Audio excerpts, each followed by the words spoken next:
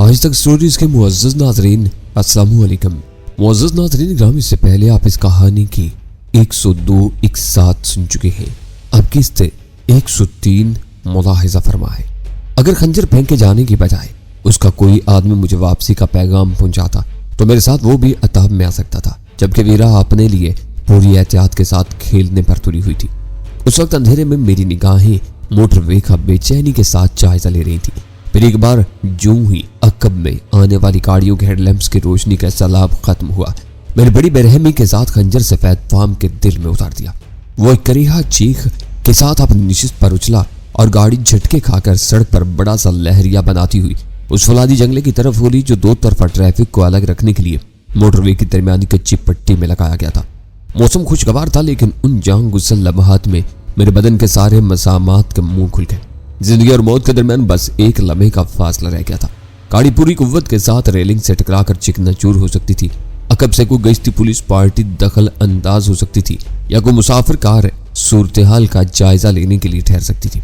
बदतरीन असाबी तनाव के आलम में मैंने स्टीयरिंग को काबू में करते हुए उसकी समत के दरवाजे में लगे हुए बटन दबाकर दरवाजों के कुफल खोले, और ऐन उस वक्त जब उसके बदन में आलम सकरात से गुजरते हुए अकड़ाव पैदा हुआ, मैंने उसकी समत का दरवाजा खोलकर पूरी कुव्वत से उसे बाहर धकेल दिया। तेज रफ्तार कार से सड़क पर गिरकर उसका बदन फुलादी रेलिंग वाली दरमियानी पट्टी पर लुढ़का और मैंने दरवाजा बंद करके ड्राइविंग सीट संभाली।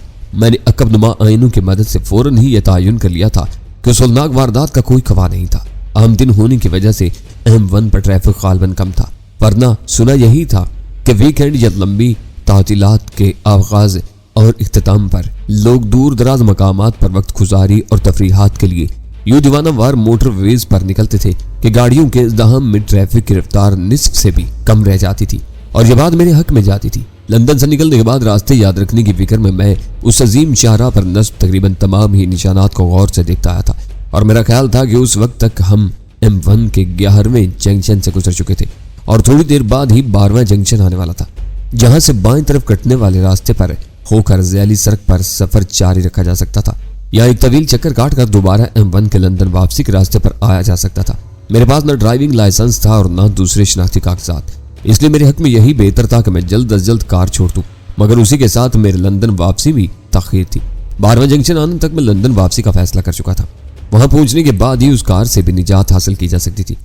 थोड़ी देर बाद मैं सफेद गाड़ी में एक ओवरहेड क्रॉसिंग के जरिए M1 को अबूर करता हुआ चंद मिनट बाद M1 पर लंदन की जानिब रवाना था।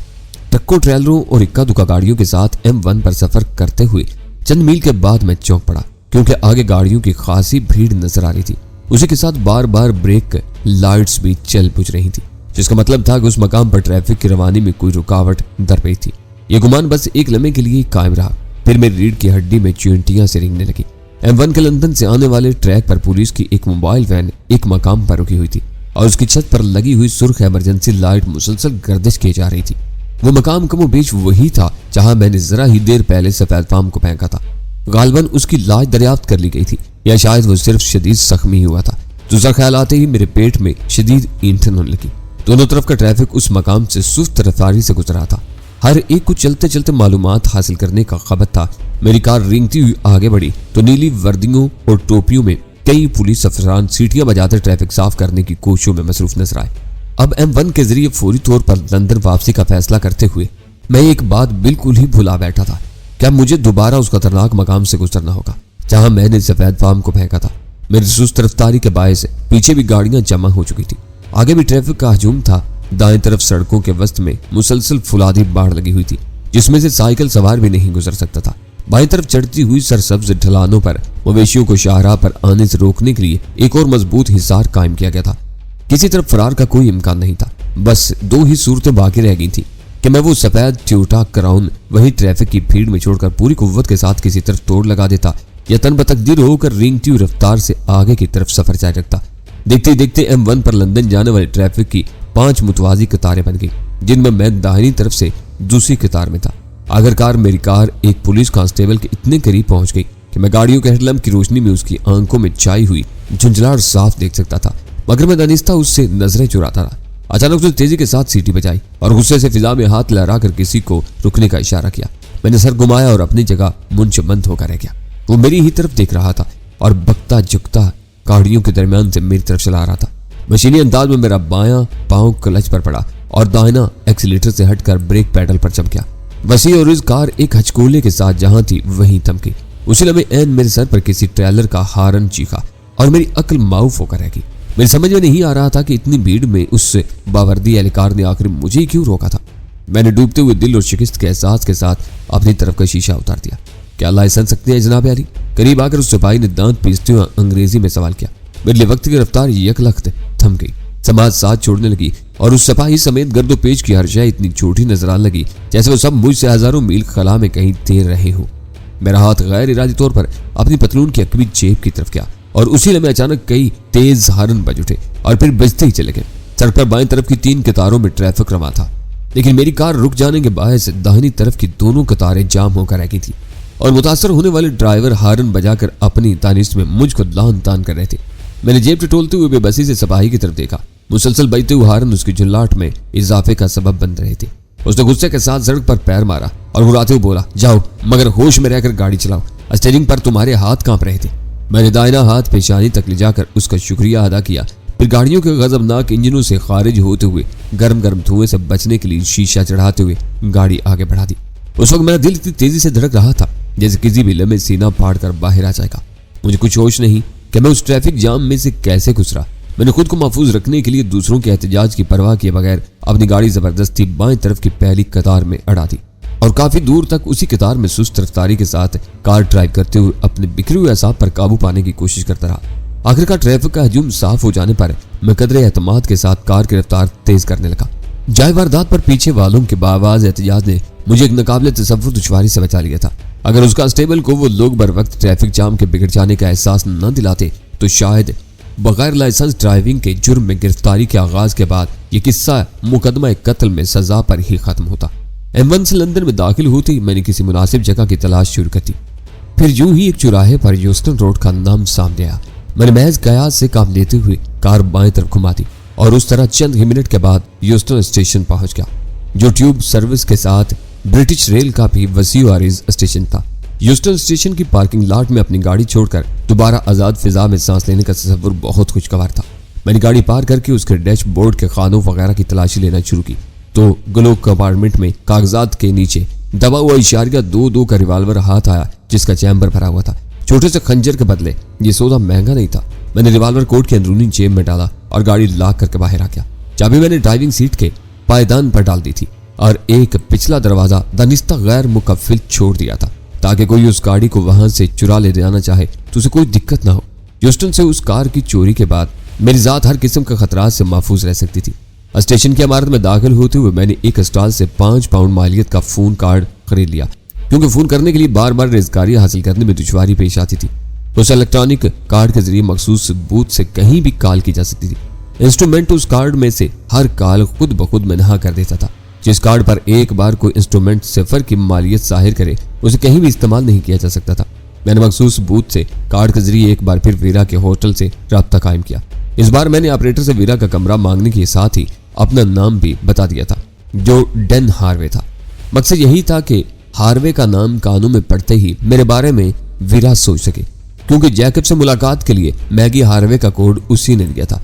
मैंने बस मैगी के जनाना नाम की जगह मर्दाना नाम डेन लगा दिया था। उस नाम का नतीजा खातर ख्वाब बरामद हुआ। फौरन लाइन पर वीरा की आवाज सुनाई दी थी। खुदा का शुक्र है कि तुम्हारी आवाज तो सुनी, वरना मैं तो अब तुम्हारी तरफ से मायूस ही हो चला था। मैंने गहरा सांस लेते हुए उर्दू में कहा। उस वक्त मैंने उर्दू का इस्तेमाल राजदारी की नीयत से तनिस्ता किया था, ताकि कोई वो फोन कॉल सुन रहा हो तो मेरी बात का मफहूम न समझ सके। तुम कासिनो रॉयल पहुंचो, मैं 9:45 बजे वहां डाइनिंग रूम में तुम्हारा इंतजार करूंगी, वीरा ने उर्दू में कहा, और मैंने उसकी बात पूरी होते ही सिलसिला मुनक़ता कर दिया। फोन कार्ड स्लॉट से निकालकर जेब में रखते हुए मैंने रिस्टवॉच पर निगाह डाली तो मेरे पास कासिनो रॉयल पहुंचने के लिए कुल 10 मिनट रह गए थे, जबकि मैं न उसके मोहल्ले वकूफ से वाकिफ था न फासले से, मगर मुझे इतना यकीन था कि 10-5 मिनट की ताकीर भी होगी तो वीरा मेरा इंतजार करेगी। ह्यूस्टन स्टेशन पर सयाहों की मुआवनत के लिए दफ्तरी इतलात कायम था, लेकिन मैंने वहां चंद मिनट खराब करने के बजाय बराह रास्त टैक्सी स्टैंड का रुक किया और सीढ़ियां तय करके जेर जमीन अड्डे पर लगी हुई कतार में खड़ा हो गया। यहाँ खाली टैक्सियां मुसाफिरों के रवाना होने के साथ तेजी से आगे बढ़ रही थी। कासिनो रॉयल। अपनी बारी आने पर मैंने टैक्सी में सवार होते हुए ड्राइवर से कहा और उसे जुबान से कुछ कहे बगैर मीटर स्टार्ट करके टैक्सी आगे बढ़ाती। ठीक 9:45 बजे मैं कैसीनो की आलीशान इमारत के सामने मौजूद था। ड्राइवर को किराया अदा करके मैं अंदर दाखिल हुआ तो हाथे में कई लंबी लंबी रोल्स रॉयस गाड़ियां खड़ी नजर आई, जिसका मतलब था कि इस कैसीनो में आला पैमाने पर जुआ होता था। मैं अंदर दाखिल हुआ तो वहां मुतवस्सित तबके के लोग भी नजर आए जो इस्तकबालिया हाल में किसी के मुंतजिर थे या बातों में मसरूफ थे। अंदर दाखिल होते ही मैं वहां का रख रखाव देखकर गड़बड़ा गया। उस में कैसीनो के मुलाजमीन में से एक लड़की इठलाती हुई मेरी तरफ आई। क्या मैं तुम्हारी मदद कर सकती हूँ? मुझे खातून से मिलना है, वेरा लाइड नाम है उसका। तुम्हारा डाइनिंग हॉल किस तरफ है? मैंने ठहरे हुए लहजे में अपना मुद्दा बयान कर डाला। वह यहाँ की रुकन है, उसने खलीखाना मुस्कुराहट के साथ सवाल किया। मुझे इल्म नहीं, मैंने मुआजर खाना लहजे में कहा और वो मुझे हमरा लेकर इस्तकबालिया काउंटर की तरफ बढ़ गई। वहां डन हरवे का नाम पहले से मौजूद था। पता चला कि वीरा ऊपर डाइनिंग हॉल में मेरी मुंतजिर थी। ऊपर का जिक्र आते ही उस लड़की के रवैये में मजीद नरमाहट पैदा होगी और वो मुझे साथ लेकर एक ऐसी लिफ्ट के सामने जा रुकी जिसके बाहर सिर्फ गोल्डन कार्ड होल्डर्स के लिए दर्ज था। लिफ्ट का दरवाजा एक मुअद्दब गोरे ने खोला। लड़की मेरे बारे में उसे हदायत देकर सर को खम देती हुई एक तरफ चली गई और लिफ्ट मुझे लेकर ऊपर रवाना होगी। जिस मंजिल पर लिफ्ट रुकी वहां हर तरफ सुर्ख कालीन बिछा हुआ था। लिफ्ट से बाहर निकलते ही एक और शख्स ने बड़े एहतराम से सर को खम देकर मुझे खुशामदीद कहा। फिर उसी अंदाज में बोला, आपका कार्ड सर, ये मिस वेरा लाइट के मेहमान हैं। मुझसे पहले ही लिफ्ट मैन बोल पड़ा और बाहर वाला मुझे साथ लेकर ऐसी आरास्ता राहदारी में दाखिल हो गया जहां तज़ाइन और आराइश के लिए बड़ी फ्याजी के साथ पैसा बहाया गया था। वहां उसके अंदर सुकून और खामोशी की सांस लेते हुए भी खौफ महसूस होता था। आखिरकार उसने मुझे धीमी धीमी ख्वाबनाक रोशनी में डूबे हुए डाइनिंग हॉल में पहुंचा दिया, जिससे जरा आगे तेज रोशनियों में जुए की मशीनों पर खेल हो रहा था। डाइनिंग हॉल और जुए खाने के दरमियान कोई रुकावट हाय नहीं थी, लेकिन फिर भी वहां कोई शोर नहीं था। मालूम होता था कि वहां आने वाले मुहज्जब उमरा ही थे जो अपनी आजादियों के साथ दूसरों के हकूक का ख्याल रखने के भी आदी थे। मुझे लाने वाले ने दरवाजे से गुजरकर 2 नशिस्तों वाली एक मेज का रुख किया जहां वीरा बैठी सिगरेट का धुआं उड़ाने में मसरूफ थी। उसके सामने स्काच का पैग और आइस पार्ट रखा हुआ था। मुझे देखते ही उसके लोगों पर दिलफरेब मुस्कुराहट फैल गई और वह कुर्सी छोड़कर बाहर आ गई। उसने जिस वालिहाना और खालिस मगरबी अंदाज में मेरा इस्तकबाल किया उस पर मेरे लहू में गर्मी की लहर सी तोड़ गई। लेकिन जब हमने मेज पर एक दूसरे के मुकाबले कुर्सियां संभाली तो मेरे जहन में गजाला का पैकर जाग उठा था। गजाला कहाँ है? मैंने वीरा की आंखों में आंखें डालकर बरह रास्त सवाल किया। उसके बारे में मैं खुद परेशान हूँ, वो नदामत अमेज लहजम बोली। तुम्हें यहाँ भेजने का बुनियादी सबब भी यही था कि गजाला को खतरात दरपेश थे, वरना पाकिस्तान में हालात को संभालना इतना दुश्वार नहीं था। लेकिन तुमने मुझे आखिर तक बिल्कुल बेखबर रखा। मैंने तुरंत लहजे में कहा, या अगर तुमने सब कुछ खुद देख लिया, पाकिस्तान में तुम मेरी बात का यकीन न करते बल्कि उसकी रुपोशी को मेरी बदनीति समझने लगते। मैं खुद परेशान हूँ कि यहाँ क्या हो रहा है। आज टोनी को ज़िबा कर दिया गया। पब में कालाहान नामी एक नामर बदमाश की लाश भी मिली है। यूं मालूम हो रहा है जैसे आसमान से लाशें बरसने लगी हूँ। वीरा बैरे को शायद पहले ही हदायत दे चुकी थी क्योंकि उस लम्हे वो मेरे लिए डबल पैक लिया। हम दोनों ने खामोशी से पैमाने फिजा में होले से टकराए और लबों को तर करने लगे। और तुम्हारी भी निगरानी हो रही है। चंद सानी के सुकूत के बाद मैंने पब के वाकयात पर कोई तबसरा किए बगैर कहा, यहाँ तो तुम्हें काम करने की ज्यादा आज़ादी होना चाहिए थी। दाऊद बहुत खतरनाक साबित हुआ है, फतल लहजम बोली। मैं हमेशा सही अंदाजे कायम करती हूँ लेकिन इस मामले में चोट खा गई। वो मेरे खिलाफ हेडक्वार्टर वालों के कान भरने में कामयाब हो गया है। ये निगरानी उनकी तरफ से की जा रही है ताकि तंजीम से बाहर मेरी रवाबत और वफादारियों की तहकीक की जा सके। दाऊद कहाँ है? मेरे साथ ही आया लेकिन मैं उसकी क़यामगाह से लाइल्म हूँ। किसी 5 स्टार होटल में ही ठहरा होगा। जब तुम होटल आए तो मैं कमरे में मौजूद थी मगर मैंने दानिस्ता जवाब नहीं दिया। उम्मीद है कि तुम खंजर के जरिए मिलने वाले पैगाम की अहमियत को समझ गए होगे। मैं ऐसा न करती तो तुम उस वक्त कहीं और हो सकते थे। उसकी खुशफहमी पर मैं दिल ही दिल में हंस कर रह गया। वो खंजर किसने फेंका था? मैं उस वक्त किसी पर भरोसा नहीं कर सकती। कुछ दिनों तक ऐसे काम भी खुद ही करने होंगे। वो पैमाने से एक और घूंट लेते हुए बोली, सवाल यह है कि अब गजाला का क्या होगा? मैं अपनी कहानी का आगाज करने से कबल उसे अच्छी तरह टटोल लेना चाहता था। तुम यहाँ कब पहुंचे? वो अचानक सवाल कर बैठी। आज सुबह ही फ्रैंकफर्ट से आया था। मैंने कहा, टोनी से मुलाकात नहीं हुई तुम्हारी? उसके लहजे से मायूसी मुतरशा थी। उसके मकारी पर मैं हंसे बगैर नहीं रह सका। मुलाकात तो बेशक नहीं हुई लेकिन फोन पर बात हो गई थी। मैं मुकर्रर वक्त पर पब में पहुंचा तो वो ज़िबा किया जा चुका था। वो मेरे अल्फाज सुनते कुर्सी से उछल पड़ी। तो तुम उसकी लाश दे चुके हो? हाँ, सुकून से सुनती रहो, मैंने सपाट लहजे में कहा। इस कदर इज़्तिराब जाहिर न करो कि दूर बैठे हुए लोग हमारी आवाज़ें न सुनने के बावजूद हमारी तरफ मुतवज्जा हो जाए। हो सकता है कि उन्हीं में से कोई तुम्हारी निगरानी कर रहा हो। इस तरफ से बेफिक्र रहो, उनमें से कोई मेरे पीछे आने में कामयाब नहीं हो सका। वो सारी हिपीटते रह गए होंगे और ये सिर्फ इस वजह से मुमकिन हुआ कि तुमसे बात उर्दू में हुई थी। लेकिन कैसीनो रॉयल का नाम तो सुना गया होगा। मैंने उसकी बात काट कर कहा, शायद तुमने गौर नहीं किया था। मैंने ये नाम कई हिस्सों में तोड़ कर लिया था। जैसा तुम्हारे यहाँ आम रवाज है, ऐसी अंग्रेजी में तुम 4 दिन भी तकरीर करते रहो तो यहाँ किसी के एक लफ्ज भी पल्ले नहीं पड़ेगा। तलफ्फुज और लहजे के बगैर हर जुबान बेमानी आवाजों का मलगूबा बनकर रह जाती है। हाँ तो तुम टोनी के बारे में क्या बता रहे थे? मैं वहां गया होता तो गजाला के बारे में कुछ भी न जान सकता। जब वो ज़िबा किया जा चुका था तो गजाला के बारे में तुम्हें कैसे मालूम हुआ? वो जल्द अज जल्द सब कुछ जानने के लिए बेचैन थी। उसे ज़िबा करने वाला काला हन वही मौजूद था। उसने अपनी बालादस्ती के जोम में खुद ही पूरी कहानी सुनाई थी। वो गजाला के खून का प्यासा हो रहा था, लेकिन उसके सितारे गर्दिश में थे कि वो मेरे हाथों मारा गया। वो उसी अंजाम का मुस्तहिक था। वो आंखें बंद करके गहरा सांस लेते हुए बोली, मुझे खुशी हुई कि वो तुम्हारे हाथों मारा गया। वाहिद आदमी था जिसे यह मालूम था कि गजाला उसके 2 आदमियों की कातिल है, वरना जैकब के भाई जोसेफ ने सख्ती के साथ बस सोनिया के नाम की रट लगा रखी है और मैंने सुना है कि वो पुलिस को गुमराह करने में कामयाब हो गए। मालूम होता है कि कालाहान से तुम्हें कोई साथी परखाश भी थी। मैंने मानी खेत लहजे में कहा, बहुत मोजी और कमीना था वो नफरत अमेज लहजे में बोली। 5-6 साल पहले उसने मुझे भी अगवा करना चाहा था, लेकिन मैं उसके हाथों जख्मी होने के बावजूद बच निकली थी। फिर मुझे फौरी तौर पर मशरक के बाइद जाना पड़ गया और मैं उसे फरामोश कर बैठी। गजाला के मामले में उसका नाम सामने आते ही मेरे पुराने जख्म ताज़ा हो गए थे और इस बार मैंने उसे अपने हाथों से जहन्नुम वासिल करने की कसम खाई हुई थी। उस जैसे मोजी को मारकर तुमने वाकई अजीम काम सरंजाम दिया। बदकिस्मती से मैंने हत्था था और वो खंजर से मुसल्ला। मैंने सुल्तान शाह का जिक्र किए बगैर कहा, लेकिन सितारे अच्छे थे कि उसी का हथियार आहत आ गया और उसके मौत का बहाना बन गया। तो वाकई खुश नसीब हो, वो बोली। कालाहान आंखें बंद करके महज आवाज के सहारे सही निशाने पर खंजर फेंकता था। मैंने भी खंजर जनी उसी से सीखी थी और उसी शौक में उसका शिकार होने से बाल बाल बची थी। तुमने गजाला के बारे में अब तक मेरे सवाल का जवाब नहीं दिया। आज सुबह सवेरे कराची से रवानगी से पहले मुझे टोनी का फोन मिला था। काउंट्री से फरार के बाद गजाला न जाने कहां की खाक शांति कल रात गए टोनी के घर पहुंची थी। उसने मुझे खबर दी कि वो इस मर्तबा गजाला को ऐसी महफूज जगह रखेगा जहां परिंदा भी पर न मार सके। मेरे वहमो गुमान में भी नहीं था कि टोनी इतनी जल्दी मार डाला जाएगा, वरना उससे उसी महफूज ठिकाने का पता ही ले लेती। अब हमें उस ठिकाने का सुराग खुद लगाना होगा। दिन भर की कोफ्त और थकान के बाद वो पहली खुशखबरी थी जिसे सुनकर मुझे अपने सर से यकलख्त कोई भारी बोझ उतरता हुआ महसूस हुआ और मैं सुकून के साथ कुर्सी की पुष्टगाह से टेक लगाकर बैठ गया। गुफ्तगू का तसलसल टूटते ही एक वेटर आ मौजूद हुआ और मेरे मशवरे पर वीरा शराब के बजाय खाने का आर्डर नोट कराने लगी। उस दौरान में मैंने सामने पड़े हुए मेन्यू की वर्करदानी की तो हर आइटम के सामने होशरुबा दामों का इंदराज देखकर बौखला गया।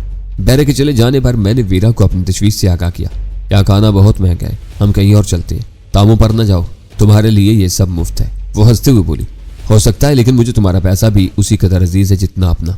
मैंने पूरे खलूस के साथ कहा, हमें कोई बिल अदा नहीं करना होगा। गोल्डन कार्ड रखने वालों के लिए कोर्ट नोज की सारी सहूलतें कासिनों की इंतजामिया मुफ्त फराम करती है। उसने गर्दन झटकर खालिश मशरकी अंदाज में कहा, जो लोग उस कैसीनो के मुख्तलिफ फरोज पर लंबी रकमों से जुआ खेलते हैं, इंतजामिया के गुर्गे उन पर निगाह रखते हैं और उनको बिला किसी मुआवजे के गोल्डन कार्ड जारी किए जाते हैं ताकि वो लोग इस मखसूस फ्लोर पर खसूसी तवज्जा के माहौल में अपना शौक पूरा करें। इस फ्लोर पर रोलेट की मशीनों का छोटे से छोटा टोकन 5 पाउंड का है। ये लोग पूरे रेस्टोरेंट का खर्चा एक ही मेज से पूरा कर लेते होंगे। यहाँ जवारी एक रात में हजारों पाउंड हार कर जाते हैं। रेमी मार्टिन की बेशकीमत चैंपियन से सर्विस का आगाज हुआ, मगर मेरे लिए उस वक्त आपस की गुफ्तगू ज्यादा दिलचस्प थी क्योंकि वीरा दाऊद के बदमाशों पर रोशनी डाल रही थी। मगर मैंने अभी तक उसे यह नहीं बताया था कि उसकी तरफ से तमाम तरह एहतियात के बावजूद मुझे घेर लिया गया था और मैंने अपने हरीफ को M1 पर टिकाने लगा दिया था।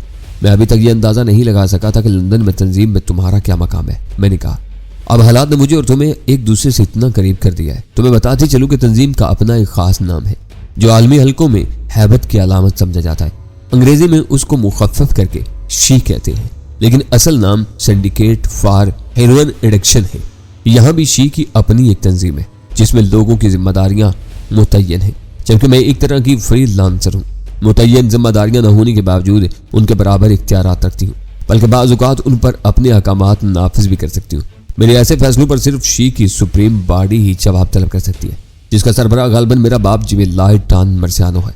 लेकिन टोनी का तो शी से कोई ताल्लुक नहीं था। मैंने कहा, हाँ मैंने कहा ना कि मैं आज़ाद तरीके पर काम करती हूँ। बाज़ लोग मेरी असल हैसियत से लाइल हैं, लेकिन वसी तर पस मंजर में देखो तो मेरे जरिए वो भी शी की खिदमत करते हैं। उन्हीं में टोनी और बहुत से दूसरे लोग शामिल हैं जिनमें मैं मैडम के नाम से पहचानी जाती हूँ। इतना बुलंद मुकाम हासिल होते हुए भी तुम उनके सामने इतनी बेबस हो कि उन्होंने अमलन तुम्हें तुम्हारे होटल के कमरे में मैसूर करके रख दिया है। मैंने हैरत के साथ कहा, साजिशें। वो गहरा सांस लेकर बोली, उनके लगे बंदे फ्राइज हैं और वो उसी दायरे में काम करते हैं। तुम वान हुफ को क्यों भूल रहे हो? क्या उस अकीर कीड़े ने लायर्स कार्टेज के मामले में मेरे मुंह आने की कोशिश नहीं की थी? लेकिन उसका अंजाम सामने है। दरअसल पाकिस्तान में मेरी मौजूदगी में तुमने शी के मफादात को जैसे नाकाबिले तलाफी और भारी नुकसानात पहुंचाए, उनके बिना पर दाऊद की राय को वजन हासिल हो गया है और वो खबीज अब हमेशा के लिए मेरी बालादस्ती के खात्मे पर तुल गया है। उसने लंदन में अपने हम रुतबा लोगों के साथ मिलकर मुझे बेनकाब करने का फैसला कर लिया है और अब तुम देख लेना कि वो यहाँ से जिंदा वापस न लौट सकेगा। मैं उसे किसी कुत्ते की तरह घेर कर मारूंगी। लेकिन तुम तो इस तरह अपने कमरे में चुप कर बैठ गई थी कि मुझे शुबा होने लगा था कि तुमने शिकस्त तस्लीम कर ली है। मसलहत इसी हिकमत अमली के तहत तो आज मैं उन्हें जुल्म देकर निकली हूँ। निगरानी मेरी लाइल में कराई जा रही थी, मगर मुझे सब मालूम था। मेरे भी बतेरे हमदर्द थे। अब वो सब मिलकर भी मेरा सुराग न लगा सकेंगे। होटल में एहतियात की दूसरी बड़ी वजह तुम्हारी जात थी। मुझे मालूम था कि गजाला के बारे में तुम हर कीमत पर मुझसे मिलने की कोशिश करोगे, लेकिन तुम्हें क्या पता कि मैं लंदन में हूँ। मैंने हंसते हुए कहा, मैंने तुम्हें अपनी रवानगी के प्रोग्राम की हवा भी नहीं लगने दी थी, क्योंकि आखिर में राजू ने मेरा खेल खराब कर दिया था। ये ना कहो मेरा क्यास था कि तुम निकल चुके हो। जवाबन वो भी हंसी। खंजर के जरिए अपनी पैगाम रसानी के बारे में क्या क्यास है तुम्हारा? मैं वो तरकीब इख्तियार न करती तो हम इस वक्त कासिनों की इंतजामिया के मेहमान न होते। मैं बुरी तरह बेबस कर लिया गया था माई बेबी। मैंने हल्के से तंज के साथ कहा, सुबह के अखबारात में तुम M1 पर एक पुरस्कार लाश के बारे में कोई कहानी पढ़ोगी जिसके दिल में तुम्हारा मुनक्कश दस्ते वाला नन्ना सा खंजर प्रवस्त होगा। ये कैसे हुआ? उसका मुंह फौरन हैरत से खुल गया और मैंने मुख्तसर अल्फाज में लिफ्ट में बेबस किए जाने से लंदन वापसी तक की कहानी मुख्तसर अल्फाज में दोहरानी शुरू कर दी। तुम्हारे हाथ चूम लेने को दिल चाहता है। तो मेरे खामोश होने पर इसरारी लहजम बोली, वही दुबला पतला शख्स तो मेरी निगरानी की मुहिम का जिम्मेदार था और मेरा वो खंजर भी शी के बाज हल्कों में पहचाना जा सकता है, क्योंकि वो एक मुहिम में मेरी गैर मामूली कामयाबी पर एजाज के तौर पर मुझे दिया गया था। वाह क्या तासुर पैदा होगा। वो दिल में सूरत हाल से लुत्फ अंदोज हो रही थी। यही समझा जाएगा कि मैंने वो एजाज एक लाश के दिल में सजा कर शी के उन जिम्मेदारों को लौटा दिया है जिन्होंने मेरी नीयत पर शुबा करते हुए मकतूल को मेरी निगरानी पर लगा दिया था। यानी अब तुम खुलकर शी से बगावत करोगी।